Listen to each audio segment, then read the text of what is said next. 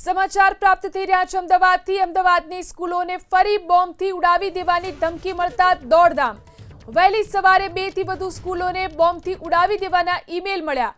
ધમકીભર્યા ઈમેલના પગલે સ્કૂલ તરફથી તાત્કાલિક પોલીસને જાણ કરવામાં આવી।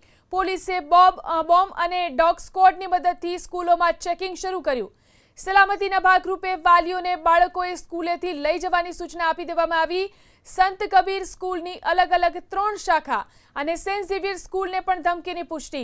સ્કૂલના ક્લાસરૂમ, લોબી અને સ્કૂલના મેદાનમાં તપાસ શરૂ કરવામાં આવી।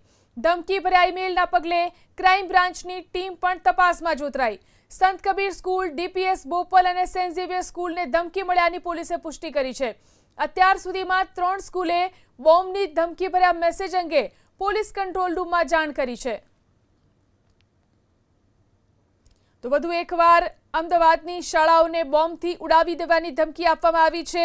આ પ્રકારની ધમકીને કારણે દોડધામ મચી ગઈ। વહેલી સવારે 3 સ્કૂલોમાં બોમ્બથી ઉડાવી દેવાની ધમકીના ઈમેલ મળ્યા। ધમકીભર્યા ઈમેલના પગલે સ્કૂલ તરફથી તાત્કાલિક પોલીસને જાણ કરવામાં આવી। પોલીસે બોમ્બ અને ડોગ સ્ક્વોડની ટીમો સાથે સ્કૂલોમાં ચેકિંગ શરૂ કર્યું। સલામતીના ભાગરૂપે વાલીઓને બાળકોને સ્કૂલેથી લઈ જવા માટે સૂચના આપી દેવામાં આવી।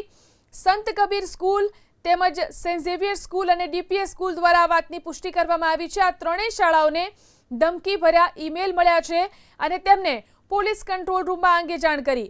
સ્કૂલના ક્લાસરૂમ, લોબી, સ્કૂલના મેદાનમાં પણ તપાસ શરૂ કરવામાં આવી છે।